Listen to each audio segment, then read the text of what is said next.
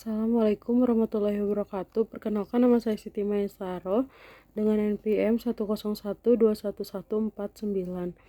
Saya dari kelas B Manajemen. Di sini saya akan mempresentasikan kerangka tata kelola perusahaan guna memenuhi salah satu tugas evaluasi tengah semester, yaitu tata kelola perusahaan dan tanggung jawab. Di sini saya akan menjelaskan tentang kerangka tata kelola perusahaan. Tata kelola perusahaan adalah kerangka kerja atau proses yang mengatur interaksi antara manajemen perusahaan, dewan direksi, pemegang saham, dan pihak-pihak lain yang terlibat dalam operasi dan pengambilan keputusan perusahaan guna mencapai tujuan perusahaan. Kemudian di sini ada struktur tata kelola perusahaan, di mana yang pertama ada pemegang saham. Pemegang saham merupakan yang memiliki saham perusahaan dan memiliki kepentingan dalam kesuksesan jangka panjang perusahaan. Jadi mereka itu mempunyai hak untuk memilih anggota dewan direksi, terus memberikan suara dalam pemungutan suara perusahaan, dan menerima dividen sebagai imbalan atas kepemilikan saham. Kemudian yang kedua ada stakeholder. Ini tuh bisa jadi individu atau kelompok yang memiliki kepentingan dalam keberhasilan perusahaan atau yang dipengaruhi oleh aktivitas perusahaan. Biasanya kayak karyawan, pelanggan, pemasok, atau komunitas lokal untuk mempertimbangkan kepentingan atau kebutuhan stakeholder saat membuat keputusan. Kemudian yang ketiga ada dewan direksi, di mana dewan direksi ini bertugas mengawasi kegiatan perusahaan dan memberikan arahan strategis kepada manajemen eksekutif. Biasanya terdiri dari orang-orang independen yang secara finansial atau profesional, dan mereka diangkat oleh pemegang saham. Kemudian yang keempat ada direksi.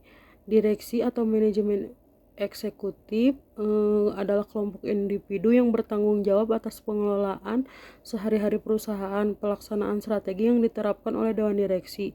Kayak biasanya itu CEO atau SFO atau SCOO atau pemimpin fungsional lainnya.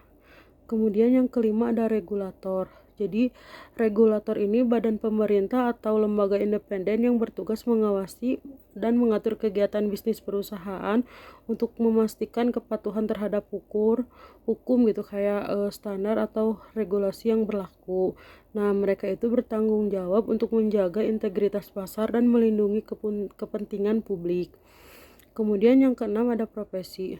Jadi profesi ini dalam perusahaan itu kayak pasti orang yang profesional seperti akuntan, pengacara, konsultan, atau auditor yang memberikan layanan nasihat kepada perusahaan untuk memastikan kepatuhan hukum, praktik terbaik, dan transparansi dalam pelaporan keuangan dan operasional.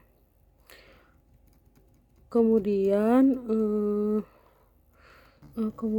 slide selanjutnya ada fungsi tata kelola, di mana yang pertama ada pengawasan atau oversight. Jadi pengawasan ini itu untuk memastikan bahwa kegiatan perusahaan dilaksanakan sesuai dengan arahan strategis atau kebijakan yang ditetapkan oleh dewan direksi. Ini juga melibatkan kinerja manajemen eksekutif, evaluasi resiko, dan mengidentifikasi peluang untuk peningkatan dan efektivitas operasional. Nah, dewan direksi atau dewan komisaris juga biasanya bertanggung jawab atas fungsi pengawasan ini dan dibantu oleh komite-komite khusus seperti komite audit dan komite risiko. Kemudian yang kedua ada kepengurusan atau manajerial.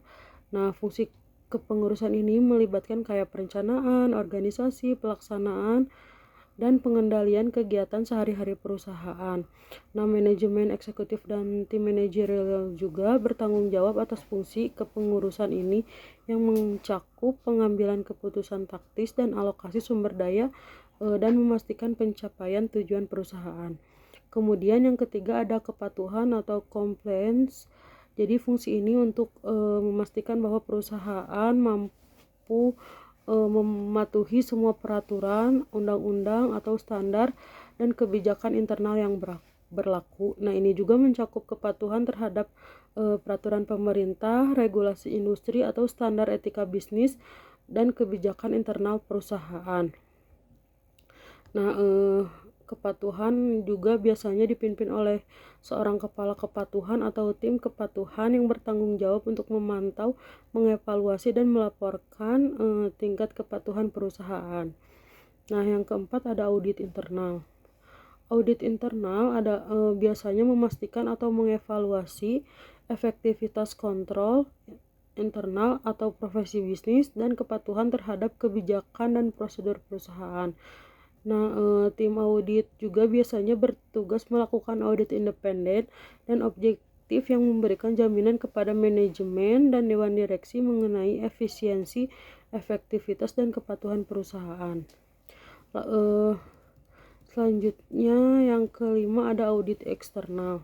Biasanya dilakukan oleh firma akuntan publik atau auditor independen untuk meninjau dan memberikan opini tentang keuangan perusahaan. Nah, si auditor eksternal ini juga untuk menguji laporan keuangan perusahaan agar memastikan bahwa informasi keuangan yang disajikan akurat, relevan, dan dapat dipercaya. Nah, jadi tujuan utama dari si audit eksternal ini memberikan keyakinan kepada pemangku kepentingan eksternal kayak investor, kreditor, dan pihak-pihak yang berkepentingan lainnya tentang keandalan laporan keuangan perusahaan. Terus yang selanjutnya ada monitoring. Jadi monitoring ini melibatkan pemantauan berkelanjutan terhadap aktivitas perusahaan untuk mengidentifikasi perubahan dalam kondisi internal dan eksternal yang mungkin mempengaruhi kinerja atau resiko perusahaan. Nah, proses monitoring juga dapat mencakup kayak analisis kerja rutin, pemantauan pasar dan tren industri, serta evaluasi terhadap implementasi strategi dan kebijakan perusahaan. Nah, si monitoring ini biasanya dilakukan secara teratur agar membantu manajemen dan dewan direksi dalam mengidentifikasi peluang dan risiko, serta membuat penyesuaian dan diperlakukan dalam rencana dan tindak perusahaan. Nah, yang terakhir ada kepenasehatan. Jadi, fungsi kepenasehatan ini untuk melibatkan atau memberikan saran dan rekomendasi kepada manajemen perusahaan tentang berbagai masalah strategi operasional, keuangan, atau resiko. Nah, penasehat eksternal seperti konsultasi manajemen, ahli hukum, dan pakar industri yang dapat memberikan wawasan dan perspektif tambahan untuk membantu perusahaan dalam mengambil keputusan. Nah, jadi si fungsi ini harus bekerja sama untuk memberikan jaminan kepada pemangku kepentingan bahwa perusahaan yang dijalankan baik keuangan terkelola dengan baik, risiko dikelola dengan efektif, dan keputusan yang diambil didukung oleh analisis pertimbangan yang cermat. Mekanisme tata kelola yang berasal dari dalam atau dari luar perusahaan dan dari pemerintah harus dirancang sedemikian rupa sehingga tercapai keseimbangan kekuatan atau yang disebut balance of power antara pihak-pihak yang menangani tata kelola perusahaan. Juga ada saran dan tujuan. Yang pertama ada peningkatan nilai tambah perusahaan dan pemegang saham. Nah, biasanya ini tuh kayak kalau misalnya itu mengembangkan produk dan layanan baru atau meningkatkan yang sudah ada untuk memenuhi kebutuhan pelanggan dengan lebih baik sehingga meningkatkan pendapatan atau keuntungan. Kemudian membuka pasar baru, misalnya kayak kita itu membuka pasar baru baik dari segi geografis maupun demografis untuk meningkatkan pangsa pasar dan diversifikasi pendapatan. Kemudian si ini juga bisa untuk mengoptimalkan proses bisnis dan mengurangi biaya produksi serta operasional untuk meningkatkan profitabilitas. Kemudian yang kedua ada perlindungan terhadap kepentingan stakeholder. Jadi kayak mensejahterakan karyawan, kayak misalnya itu meningkatkan kondisi kerja, terus memberikan pelatihan dan pengembangan kepada karyawan kayak training, terus menawarkan manfaat kesejahteraan yang komprehensif. Kemudian bisa juga membangun hubungan yang kuat dengan pemasok dan memastikan praktik bisnis yang etis dan dalam rantai pasokan. Kemudian kayak perusahaan juga bisa melakukan kegiatan tanggung jawab sosial perusahaan kayak CSR seperti program-program lingkungan, pendidikan, dan kesehatan di komunitas lokal. Kemudian ada biaya penurunan keagenan. Nah, biasanya ini tuh penyusunan insentif di mana program insentif yang sejalan dengan tujuan jangka panjang perusahaan untuk mengurangi potensi konflik keagenan antara manajemen dan pemegang saham. Kemudian ini juga kayak meningkatkan pengawasan gitu, kayak auditor eksternal atau komite dewan direksi yang independen. Nah, ada prinsip OECD, di mana prinsip OECD ini adalah serangkaian prinsip yang dirancang untuk membantu perusahaan dan pemerintah yang menciptakan lingkungan bisnis yang sehat, adil, dan beretika.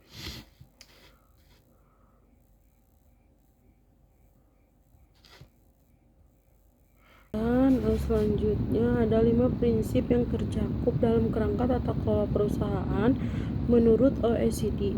Yang pertama ada pemegang saham.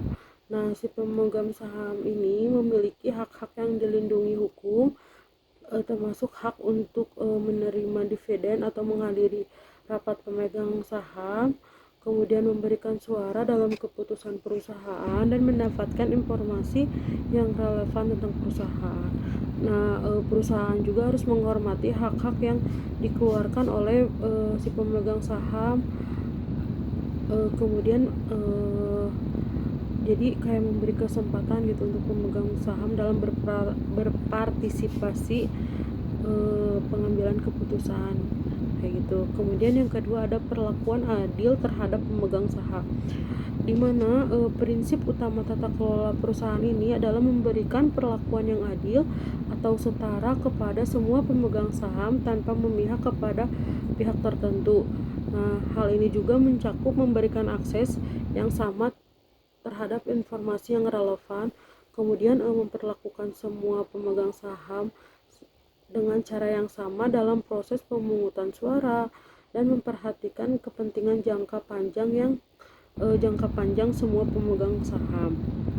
Nah, kemudian yang ketiga ada peran stakeholder, di mana perusahaan memiliki tanggung jawab untuk memperhitungkan kepentingan semua stakeholder yang terlibat dalam bisnis mereka, termasuk karyawan, pelanggan, pemasok, dan masyarakat di sekitarnya. Nah, ini juga mencakup memastikan bahwa kegiatan perusahaan itu tidak hanya menguntungkan pemegang saham, tetapi juga memberikan dampak positif bagi semua stakeholder dan lingkungan di sekitarnya. Kemudian yang keempat ada pengungkapan dan transparansi, di mana ini tuh penting gitu bagi perusahaan untuk memberikan pengungkapan yang tepat dan transparan tentang kinerja keuangan, operasional, dan sosial mereka kepada semua pemangku kepentingan. Nah, hal ini juga mencakup kayak publikasi laporan keuangan yang lengkap dan akurat, serta memberikan informasi yang jelas tentang praktik bisnis, resiko, dan kebijakan perusahaan. Nah, kemudian yang kelima, tanggung jawab dewan. Nah, si tanggung jawab dewan ini juga memiliki tanggung jawab utama dalam mengelola perusahaan. dengan efektif dan efisien, serta memastikan bahwa kepentingan jangka panjang perusahaan ini atau pemegang saham ini diprioritaskan. Nah, tanggung jawab ini juga mencakup menetapkan strategi jangka panjang, kemudian mengawasi kinerja manajemen eksekutif, memastikan kepatuhan terhadap hukum dan regulasi, serta memperhatikan kepentingan semua stakeholder dalam pengambilan keputusan. Nah, dengan memperhatikan dan menerapkan prinsip-prinsip ini, si perusahaan itu dapat membangun tata kelola yang kuat dan memenuhi tanggung jawab terhadap semua pemangku kepentingan yang terlibat. Cukup sekian presentasi dari saya. Mohon maaf apabila ada perkataan yang salah atau materi yang kurang tepat. Wabillahi taufiq wal hidayah. Wassalamualaikum warahmatullahi wabarakatuh.